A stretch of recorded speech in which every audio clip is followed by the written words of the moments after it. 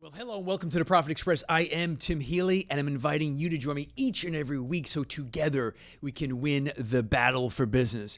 So, hey, as always, thanks so much for being on board and sharing some of your time with me today. And of course, you can follow me on the show on Instagram at The Profit Express. Now, today is going to be an exciting show, and I'm going to start it off with some information that you may be aware of, and it may be troubling to a lot of Americans. And that's the fact that Major League Baseball is in trouble. It is an aging game with an aging fan base. The game takes too long, the action is too infrequent, it's too slow, and even worse, our kids, that next generation, are playing the game less and less. The Nielsen ratings for this year are down 12%. They're down 12% compared to the last full season, which was 2019. So MLB has some problems. The sport has some problems. What is Rob Manfred, the commissioner of MLB, going to be doing about it? Well, we don't know. But there is very good news. There is somebody out there today who might have cracked the code, who very well could have the answer to what is ailing Major League Baseball. Yes, that's right. He is Jesse Cole. He's the owner of the Savannah Bananas. That's right, the Savannah Bananas, and they're part of the Coastal Plain League. And he literally is leading a revolution in the experience and in the game of baseball. And he's doing it with sold-out crowds. He's doing it with waiting lists. And what makes it even more amazing is he's doing it with things like no advertising in the park, no fees. He's doing it with an all-inclusive ticket. That's mind-blowing. And like I said, sold out crowds. And he has fans all around, not just the country, but around the world. So hopefully Rob Manfred is listening. And I'm going to be very interested to bring on board Jesse Cole, again, the owner of the Savannah Bananas, to share what is his secret sauce and how did he create a revolution in America's pastime when they desperately need it the most, and what can we learn from him? So again, it's a pleasure to welcome aboard the Profit Express. Jesse Cole, how are you today? Excited to be with you, my friend. We're going to have some fun. You came out strong against MLB there, but I'll be ready. I'll be ready to go from there. Well, listen, think what baseball's been around for, what is it, 150 years? It's a game based on tradition, and you're kind of taking the game and the tradition and turning it on its end, basically, right? That was never the goal. The goal is just putting ourselves in our fans' shoes and watching what fans were getting frustrated with and trying to do the exact opposite. And I guess we've been a disruptor, but that was never the intention at first. Right. No, I know. I appreciate that. So, listen, on the Profit Express, entrepreneurs have stories. They go through journeys, and those journeys have a lot of ups and downs, as you know. When you started out, now you became the owner, was it 2015 or 2016 of the Savannah Bananas? Yeah, we went from zero debt to my wife and I to $1.8 million in debt. I think that, yes, vividly, that was 2015. That's correct, yes. I laugh. I'm sorry. And it was in the first 3 months, you guys sold 2 tickets. So, that's just, wow. So take us from that point of selling 2 tickets in 3 months to sold out crowds. What was that first journey like with you and your wife getting the Savannah Bananas from complete obscurity to where you guys are today? I think you actually need to go a little bit further on the failure track first. We sold 2 tickets the first 3 months, and then on January 15th, 2016 at 4:45 p.m., we got the call that we had overdrafted our account and we were about to miss payroll. And that was at that point that Emily turned to me and said, we need to sell our house. And so we sold our home, emptied out our savings account, put the little dollars that we had left into the team, and we're sleeping on an airbed down in Savannah. And so that was just 5.5 years ago. So that was the first step after selling 2 tickets. Then we were fortunate to create some attention, to think differently. We named the team after a fruit. We came up with the Banana Nanas, a senior citizen dance team. We came up with the Man-Nanas, a male cheerleading team. We came up with a mascot named Split. We made every ticket all inclusive. We were just throwing things out, trying to see what would create some attention and try to first get the eyes and the ears of our fans before we could get the hearts. And yeah, since that point, they came out that first night and they watched the dancing players, the breakdancing coach, the banana baby before the game, the pep band, and the experience. And now, yes, every single game is sold out, and the wait list is over 10,000, which is just unbelievable. So what's interesting in some of the other interviews I've seen with you and the stories and such, you don't focus on the baseball, you focused on the fan first, and it's all about the experience. And something else that I found very interesting, you're a big fan and you've done a lot of reading on P.T. Barnum and on Disney. So how did you marry the two of an influence and a thought leader like a P.T. Barnum with the fan first to create what you've now created? Well, you brought the story about 10 years forward when my wife and I bought the expansion team to come to Savannah, Georgia. But, first I started as a GM at 23 years old of a small team in Gastonia, North Carolina. And as I joke, the only way you get a job as a GM at 23, it has to be one of the worst teams in the country. And it was. So it was then that I took over that poor performing team with only $268 in the bank account, only 200 fans coming to the games, right, that I didn't know what to do. So I read every book on P.T. Barnum, Walt Disney, marketing, sales, customer experience I could. And I said, wow, this is eye-opening for me. No one wants to come to our baseball games because we're not the highest level of baseball. They say it's long, slow, and boring. So I proposed to the owner of the time back then, I said, we can't be in the baseball business. We're in the entertainment business. And so we questioned what business we're in. And we said, we need to be 100% in the entertainment business. Maybe that's the game we can win because we're not going to be the best baseball team. And so, yeah, for 10 years in Gastonia, this overnight success that people see as the Savannah Bananas, 10 years in Gastonia, we tried and failed with things like Flatulence Fun Night and Salute to Underwear Night and Grandma Beauty Pageants and even a Dig to China Night where we buried a trip to China in the infield dirt and had hundreds of fans go on in the field and dig. And when a woman found it, she realized it was just a one-way flight to China, no flight back and no accommodations. So we certainly had a lot of fun, and we learned that people wanted to come and escape and have fun. And at that point, we started putting ourselves in our fans' shoes. And now today, every single game at our stadium, one person on our staff will go undercover as the undercover fan. We park with the fans, we walk in with the fans, we sit with the fans, we eat with the fans. And at the end of the night, 11:30, midnight, after the game, we present to the entire staff what were the friction points, what were the frustration points, and what can we do to get better. So it's always been this mindset of entertainment and fans first. And luckily, after 15 years of trial and error, it's starting to work pretty well. So after each game, or I'm going to say at each game, you have a staff member in as a, posing as a fan to try and get the vibe and the feel of the experience. And then you're kind of doing a recap. You're doing this after each game of what went right, what went wrong? Oh, yeah. I took 12 pages of notes when I went undercover this past season. Yeah, and I think that's not many people. Everyone says, how do we drive revenue? How do we drive profit? How do we drive sales? But not many people talk about how do we drive fans? How do we create more fans? And then if you want to create more fans, you have to actually go where they are. You have to park with them. You have to sit with them. You have to eat with them. You have to talk to them. I struggle now talking to them because they recognize my voice, so I can't go as incognito as I used to be able to. But you learn a lot. And this is what Walt Disney did. Walt Disney did this every single day at the park. He said, whenever I go on a ride, I always ask what's wrong with this thing and how can it be improved? He was going on rides. He was going incognito. He was sitting and walking with the fans. He goes, let's not meet in offices. Let's get out in the park. And that's what he challenged his team to do every day at Disneyland. And I believe in it so much. And that's really where you learn. Wow. So then you have, I know you focus on fans first. And the questions that you're asking, you're not asking the questions that the typical business owner asks. Like you said, how do we drive revenues, additional revenue streams, so on and so forth. And if you think about it, well, when you first started out, like you said, you weren't selling tickets. You did the ultimate entrepreneurial deep dive. You and your wife emptied out the account, sold the house. There's not much more commitment than that.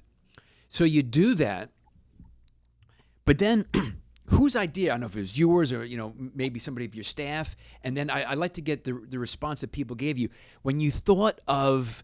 Now, in the research I did, I don't know if your ticket price is still $18, but it's an all-inclusive ticket still to this day. Yeah.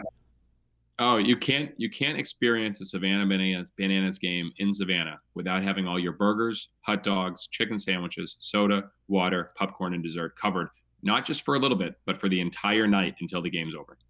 Wait, so all right, I'm just now. This is the Profit Express. Is Tim Healy? I'm thinking I'm a business owner. So is there like a one hot dog, one beer limit, or can you keep going and hitting that line? You can go as much as you want.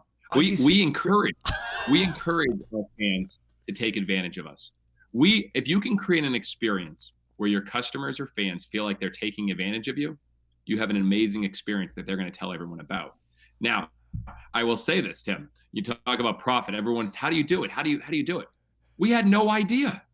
We had no idea. We announced it and we said, all right, if we're in a fan's shoes, what do we hate? We hate pulling money out of our pocket for a soda, for a burger, for parking, you name it. We keep doing it. We hate it. And we hate ticket fees and convenience fees. And literally, we turned away Ticketmaster, Ticket Return, all the biggest ticket companies because they said they were going to charge a $1 fee for every ticket. It was going to cost us $100,000. Or they said, oh, just put it on your fans. I go, that's not fans first. So we ended up developing our own tickets, printing our own tickets on banana stock. And actually, it was the part of the whole experience. Now, when you go to the all-you-can-eat, we didn't know how it worked. We had no pricing comparisons. We knew nothing. We only said what price would be fair. And so, yeah, the first 3 years, we did $15. Then we went up to $18. And then after the next 3 years, we went up to an even 20. And so our final year, we're at 20. But the reality, and that's because just, again, the price value is outrageous. But we didn't know what it would cost us. We had no idea. And we found out now, and it's not that bad. How many people can eat as many burgers and hot dogs as they think they can in 90-degree heat in Savannah? And the reality is, everyone does surveys, Tim. You know this. I mean, surveys, sure. Questionnaires. I don't believe in them at all. And I'm probably upsetting a lot of people here. You know what our surveys are? We watch our fans. So give you an example. Every night at our ballpark at 5:36, 6:37, 7:38, we take pictures and videotapes of our entire stadium. And we watch where people are sitting. We watch when they leave. We keep track of when people leave. No one would have said, I want a 2-hour game. No one would have said, oh, I just want everything all inclusive. No one thinks like that. But it's once you start doing things, that's when you really learn. And so we learn what people eat, and it's not that much. And we learn that people leave games early, even no matter how much entertainment we have. It's around the 2-hour mark. So that leads us to make decisions by watching our fans, by sitting with our fans, by being with our fans, not doing a survey which 5% or 10% will fill out and they think they're answering the way they want to when they don't might actually always act that way. So whole other side, but no, it's what I'm hearing and what makes this conversation so refreshing. Again, today, the Profit Express, today's guest, Jesse Coley, is the owner of the Savannah Bananas, which, I mean, worldwide fans. I mean, kudos to you guys. And you guys are very much in the trenches. You're very much rolling up the sleeves. You're not relying on, traditional marketing or surveys, as you just mentioned. And to me, what makes this so interesting is you had sold out crowds as part of my research, and you brought up, I was going to ask you, but you had sold out crowds. You think, as a business owner, as the owner of the team, wow, we're doing great, sold out crowds. But then because you guys are watching, because you're in the trenches, like, wait, why are they leaving early? And as you just said, 2 hours, that's it, I'm done. So even though they're happy, they're having a great time, 2 hours is the limit. So it's very much, it seems like what you guys are doing a very good job of, and again, this is what the listeners can get from our chat today, Jesse, is it seems like you guys are just very curious about the fan and how they use or how they experience your game, and you take nothing for granted. We are fanatical about fans, and I mean fanatical. And we look at every single little part of the experience. And we do some things that most people will never do. The reality is there's not a sports team in the country that would be dumb enough to eliminate all their advertising from their stadium. And on February 25th, 2020, 2 weeks before the pandemic, we announced we were creating the first ever ad-free stadium. And we threw away hundreds of thousands of dollars because we believed that no one comes to a ballpark to be marketed to, sold to, or advertised to. And we'd rather work for our fans than work for some corporate sponsors, which often goes against what our fans want. Now, that was crazy. It was crazy. And this is February 2020 you made that decision. Correct. Okay. And we have and to give you an example, I have my 3-year-old son. And if he watches something on YouTube, he goes, "Daddy, I don't like ads." And he wants to skip ads. Sure. If I see my 3-year-old and other people, there's no one that wakes up and gets excited about that. So people say, "Oh, well, it really doesn't bother you at the game." Well, do you want to look at a program and have ads? Do you want to get announcements and have ads? Do you want to look at a 1926 historic ballpark and have ads? So we actually took all the ads out of the stadium and put a fan wall. And so now our fans sign the wall every night. So our fans are on the actual wall of the 1926 ballpark instead of this corporate sponsor. Now, what has happened? Our merchandise in the last 2 years has more than tripled. It's become a multi-million-dollar brand with just merchandise alone. And so we're doing 3 times the merch we did in just advertising revenue. And so I believe that if you do things for your fans will reward you and take care of you. Did we know at first? No. You just start doing and you start learning. When we did all you can eat, the first night it took 3 hours to get food. We ran out of food after 30 minutes. We didn't know where they were going to go through 10,000 pieces of meat. We had no idea. Most people would quit. But we believed in the bigger vision that this would be a better experience if we could figure it out. So the next night we put the drinks first. So people can only put so many drinks in their hands. They can grab burgers. They can't grab a ton of burgers. We made subtle changes on how people got their food and drinks, and it made it a better experience. And now people can get fed in our ballpark under 5 minutes, no matter what, at any time. Oh, wow. This is brilliant. So now let's talk about the actual, because in my intro I talked about, just the game of baseball. It's too slow, not enough action. The young kids aren't playing it nearly as much as they used to. And like you said, these games that, they keep getting longer and longer, batters are stepping out of the box. They're adjusting this, they're adjusting that. It's just, it's painful. So talk to us for a little bit here. I think it's really fascinating how you took on the rules of the game and the pace of the game. What's been your take on that, and how have you looked to change that?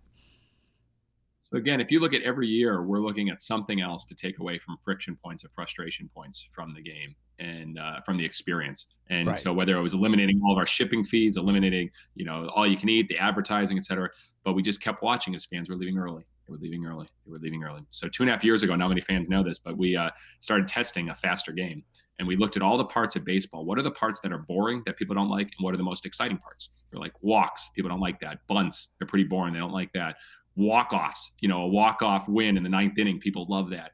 And we started looking at all the cool things that people love about baseball and said, could we create a game that way? And we tested it at college, and we came up with the idea of this game. We had no name for it. After we tested it a few times, fans started calling it Banana Ball, which I kind of like. And so we tested a game, 2-hour time limit. We said, what if every inning counted? So what if whoever scores the most runs in an inning gets a point?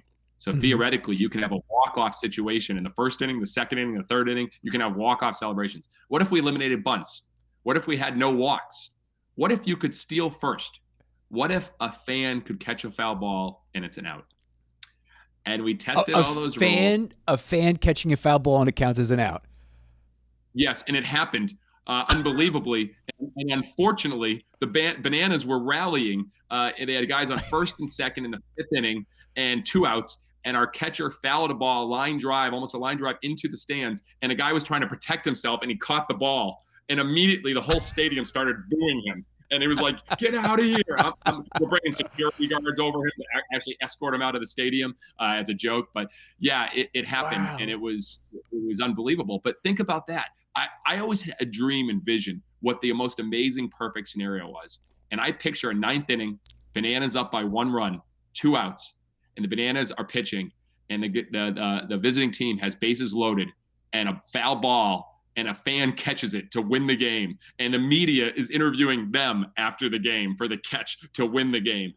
Imagine that from a fan. How do you make your fans the hero? And so we developed this whole game, Banana Ball, based on making it where fans don't want to leave their seat. In baseball, you watch a Major League Baseball game, everyone's on their phone, or they're not there at the game, or they're talking to their friends. How do you make it where they don't? And people say, well, that hurts concessions. I don't care if it hurts concessions.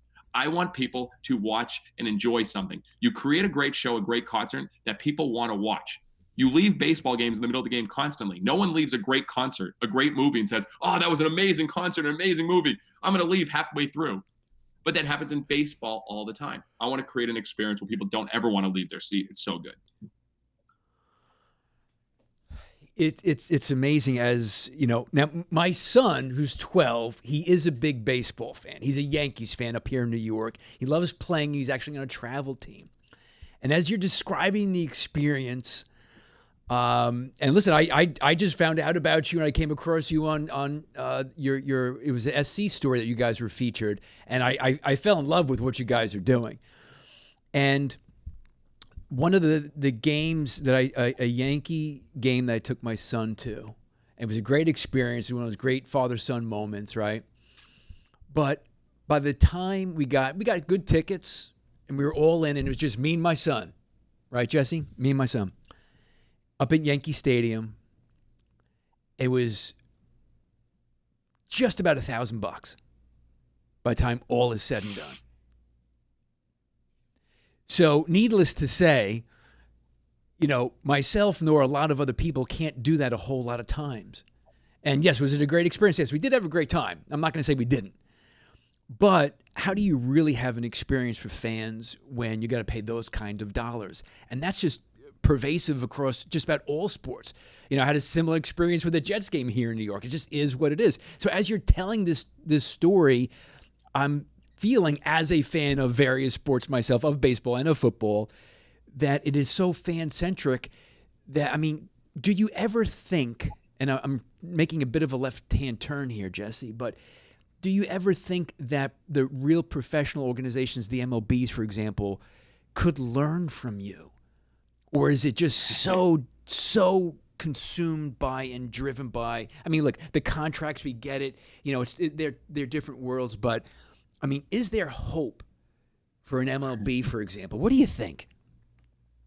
Yeah, there's always hope, and to be open, that's not a question that I ask myself. Do people think they can learn from us? I am, as I said, fanatical about the fans, fanatical about our people, and fanatical about the experience. And you know, I believe if we take care of our people take care of our fans, and our fans take care of our business. So you know, there will be a lot of roadblocks and red tape for doing the things that we do. And the reason is because it starts from a complete and utter buy-in and permission for everyone on our team to have fun. Myself as the owner in a ridiculous yellow tux looking like a clown, you know, I am out in the crowd. I throw out our Dolce and Banana underwear to our fans in the middle of the game. You know, I'm in the crowd doing that. And our players deliver roses to little girls in the crowd every game. Our players are on the dugouts in the ninth inning like ring girls. We call them the ring dudes. They're holding the ninth inning like a ring dude. They're ripping their shirt and it gets way over the top. Our players do choreographed dances every single game. Our players are a part of the show. Literally before every game at 3:45, we meet with our team and say, guys, what should our scoring celebrations be today? And they come up with things like literally now every single game, when we score our first run, the entire team runs through the grandstand, high-fiving every single fan. And if you look at our dugout's empty because our team is celebrating because we scored our first run. It's ridiculous. It's over the top, but it's fun. And that's what our guideline is. Our guideline isn't to be the best baseball team in the world. Our guideline is to be the most fun baseball team in the world, to make baseball fun. And if we do that, we win. And unfortunately, in Major League Baseball, the guidepost is win, win, win, win, win, and win at all costs. Right. And when that's the focus, it takes away from all those other things. It takes away from the fan experience. It's all about developing players at the minor leagues, at the pro level. Develop. It's all an investment in players. It's not an investment in the fans. It's not an investment in the fan experience. And we will never go that route. Now, do we invest in our players probably more than any college summer team or many minor league teams in the country? You better believe, because we believe our players could be our biggest fans. So we invest in them as well. But we invest in them on their experience. We don't necessarily invest in them in over-the-top, unbelievable baseball tools. It's investing in their experience.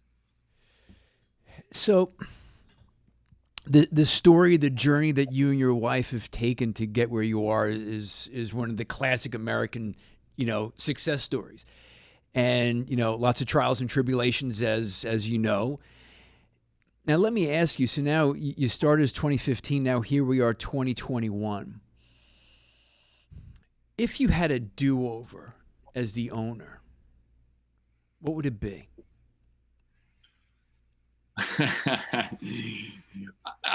I struggle with those questions. And because the reality is it's almost do-overs or what are your failures? And I'm going to say it this way. We, quote unquote, fail every game. We do new promotions every night we've never done in front of a live crowd. And most of them are disastrous, like delay the game, chaos, what's happening. I mean, it's ridiculous.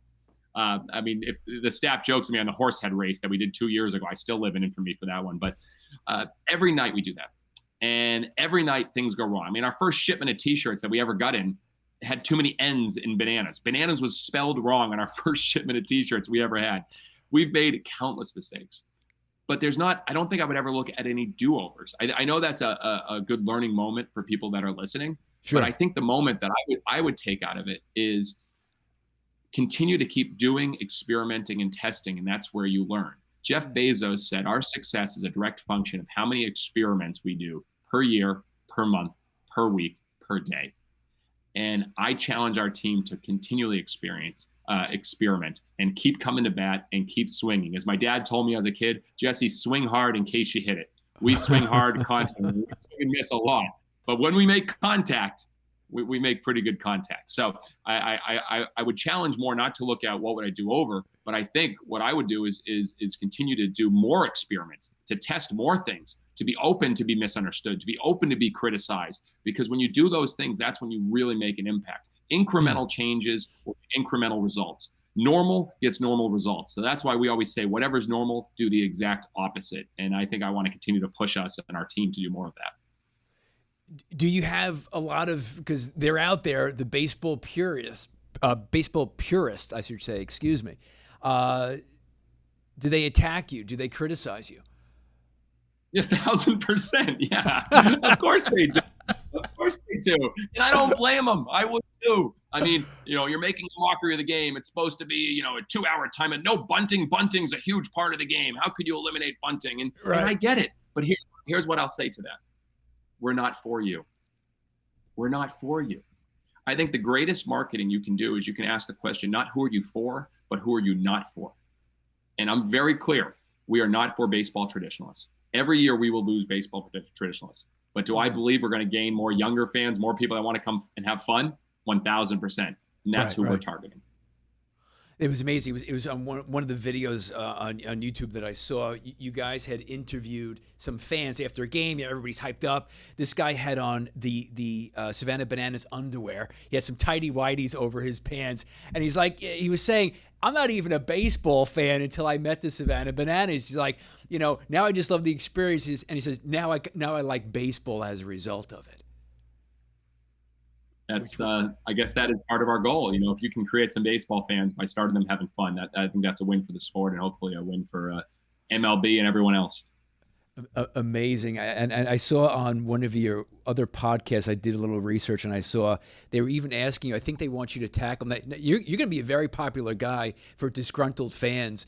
I forget what podcast it was on. I mean, maybe something in Bubba, Rick and Bubba. I don't know. I forget. I remember those guys. Yeah. Good show. And they said, "Hey, can you help golf? Because if any game needs,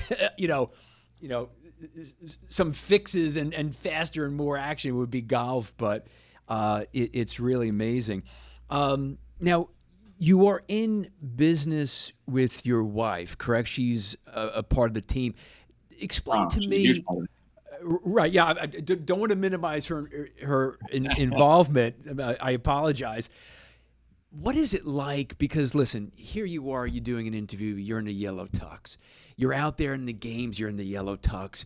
You're really a part of the fan experience on, a game by game basis, as the owner, as the CEO, and now you're involved with your wife.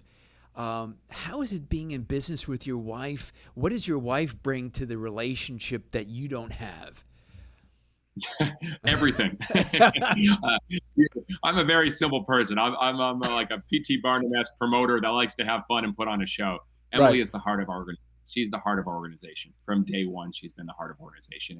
And long story short, I was in 2008. I was hosting a conference and talking about our salute to underwear nights and flatulence fun nights. And we invited some teams, and some minor league teams came.